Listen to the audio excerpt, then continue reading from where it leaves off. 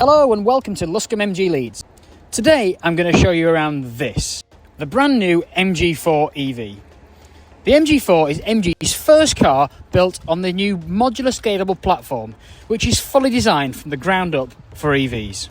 So, on the right here, I have the 51 kilowatt hour standard range battery, and on the left, I have the 64 kilowatt hour long range battery, and this one's finished in the trophy trim. So, let's show you for a little look around.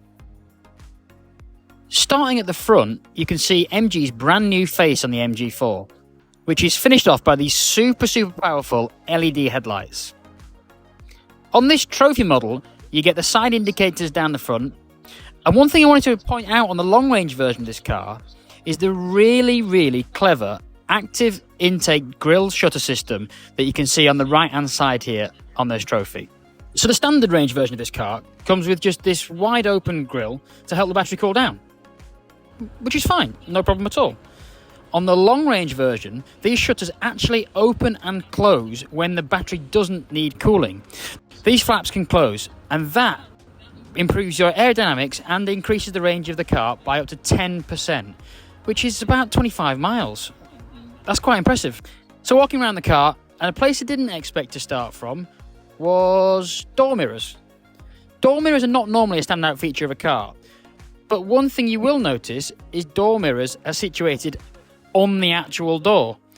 Doesn't sound that strange, but actually it is. Normally you see them in this little bit of the A-pillar, and instead of having the door mirrors there, MG have put them on the actual door, giving you excellent visibility from the driver and passenger seat throughout the entire front three quarters of the car. So coming down towards the back, you've got here the privacy glass, and as you come around the back, you'll see one of the real standout features. So it has a very distinctive rear end of this car. Trophy models get this, well, quite frankly, stunning rear light bar, which runs all the way from the indicators on the right and meets the MG badge in the centre. This really sets off the rear end of the car, especially on this black model, as you can see. Coming further around, you'll see the twin aero rear spoiler, again, which is exclusive to the trophy model, and on this model, it's body coloured.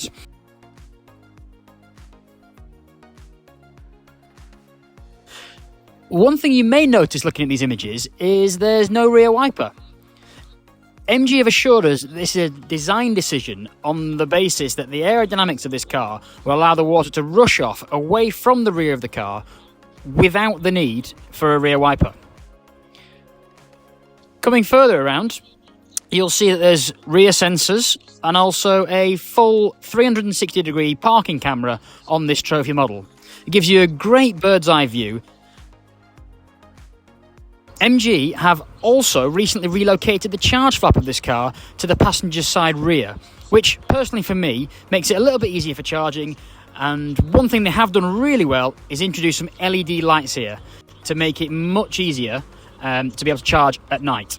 There's no bung in there for the AC charger, just for the DC, which makes charging a lot easier. And what MG have done with this model is really beefed up the charging capacity. So on this 64 kilowatt hour long range battery, it will charge at speeds of up to 130 kilowatts, which means a 10 to 80% charge can be achieved in as little as 30 to 35 minutes. That is a big selling point when cutting down on your journeys. So coming around the front, you'll see that these door mirrors, you've got the 360-degree camera. But where this car really starts to set itself apart is inside. So let's take a look. Inside the MG4, and this is where it gets really clever. So obviously, as I mentioned, this is on the new scalable platform, which means it sits on a battery which is just 110 millimeters deep, which if you look down in the footwells of the rear seat passengers, you'll notice it really does go down quite a long way. Now, I'm not blessed with masses of height, 5'10" on a really good day. However, I can sit in here and have loads and loads of head and leg room, and actually for a car of this size, that's pretty good. So you'll see this trophy version has leather-bound seat inserts. The backs of these seats are all leather. There's USB charging in the back here for the kids. And actually, you know what? The back is a really nice place to be. But where this car really sets itself apart with all the technology is in the front.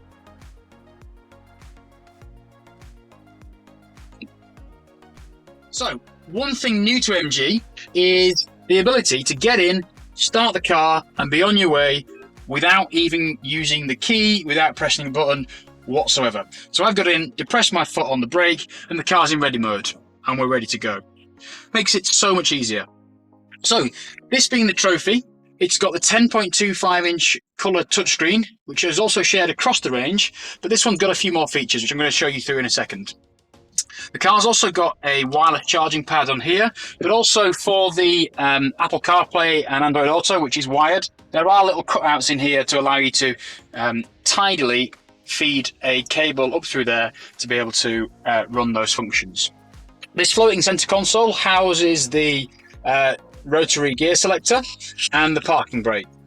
You've got ample drinks holders, cubby holes, centre arm consoles, that sort of thing in here. One thing that is notable by its emission, especially if you've had an MG electric car before, is the toggle switches for the mode selector and the kinetic energy regeneration system. And that was one thing on first sight I thought I'm really going to miss about this car.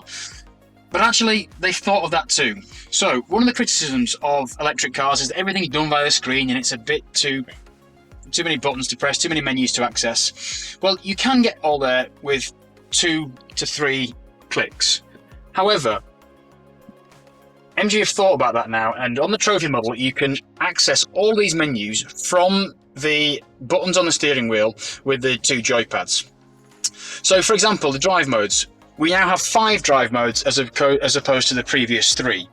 We now have Eco, Normal and Sport, as we've always had. And we've now got a Snow mode and also a Custom mode, which allows you to change the individual settings within each of the 3 modes for throttle responsiveness, steering, etc.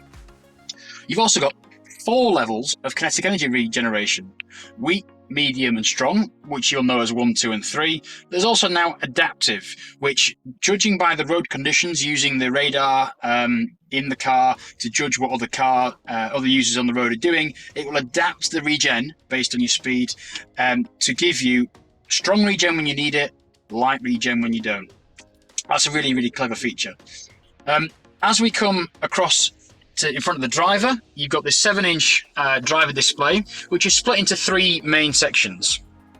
So on the left-hand side is all the MG Pilot based information. So you've got other cars around you, lane departure warning, cruise control settings, adaptive cruise, that sort of thing. You've also got the gear selector there, so we can see at the moment we're in park, now we're in drive. In the centre third, you've got the traffic sign recognition, so it'll show you the current speed limit, obviously the speedo, ready mode, and your current levels of battery. Below that, you've also then got the normal mode selector, which is, as we mentioned, up on the screen. You can change that down there. On the right-hand side, information such as your trip computer, miles per kilowatt hour, and one thing that the Trophy has is inbuilt sat-nav. Now, as a new feature for the MG4, you can set up a route on here and it will give you information about which turns to take on the right-hand side, which is a really, really handy feature. Down here, you then also got the power meter and obviously which level of KERS regeneration you're in. So that's what this joypad does, or is it? No, there's actually more to it, because when you want to be able to control things on the screen and not have to use touch, so you can keep your eyes on the road, you can set up these little star buttons. And these star buttons will access a number of different options. We've got this set up currently to do climate.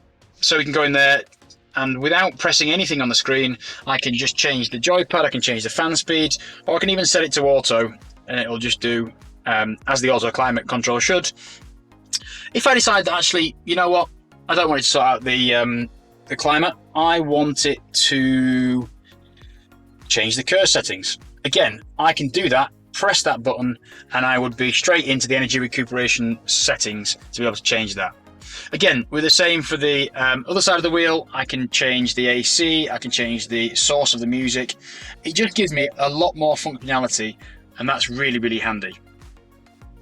So, one other thing to note on the Trophy model, is you get the auto-dimming rear view mirror, and they're not on at the moment, but these seats are leather finished and are heated. And one thing that's new to the MG range as well is a heated steering wheel, which is going to be so nice come those winter mornings. It's got all the iSmart connectivity that you come to expect, the ability to find your car from the app, set timed charging schedules, and with vehicle to load, you can now run your electronic devices from the battery of the car. And a new thing that the MG4 has is this energy consumption monitor, where you can see pretty much your driving stats and see what benefit in terms of kilowatt hours you've generated from regen. This really is a step forward for MG. So that's a whistle-stop tour of the trophy. And you might be wondering, well, that sounds incredible value, but I want even more value. Well, you can. You can get that with the SE. The SE visually look very similar, except from the rear, where you don't get twin aero rear spoiler, and the light bar across the back here is just standard black plastic. But it is shaped in a way to aid the aerodynamics, again to mean that you don't need that rear wiper. Inside the boot, there's a small difference here between the Trophy and the SE, where there is a split level boot floor. On the Trophy model, this SE just has this single level, but as you can see, again, it's not a bad size whatsoever, and certainly compares really well with its competitors in the class. Besides the fact that there's a few little bits that you miss on the MG4 SE, you still get a 10.25 colour touchscreen infotainment system. You still get the 7-inch driver display, and while you do lose the sat-nav with live services on this version, you still get Apple CarPlay and Android Auto, which for most people satisfies those navigation needs anyway. One thing that doesn't really cover is how it drives, and in both variants it drives incredibly well. We were fortunate enough to go test this car on the launch event a couple of weeks ago, and I've got to say the driving of this is a quantum leap forward from any other MG EV product in the past. The 50-50 weight distribution of this new modular scalable platform means that the drive is really dynamic, it turns well, and actually it picks up really well. And you may have seen Auto Express, What Car, all doing their reviews in the last couple of weeks saying this is the ID3 killer. Well, to me, the ID3 is dead. Why would you spend an extra £10,000 when the MG4 ticks all the boxes that it does? So that's a whistle-stop tour of the brand new MG4. It comes in 3 variants, 2 battery options, and 6 stunning colours. The demand for this car is gonna be outrageous. So, best thing to do is get yourself a test drive. You will absolutely love this car once you've driven it. Waitlists are gonna grow and grow. So get your name down, get in the queue, give us a call at Luscombe's MG in Leeds on 0113 277 6099. If you want to see the best and latest offers, simply search for luscombemotors.co.uk and select the brand you prefer. We continuously update our offers to ensure that you get the best deal on any new or used car.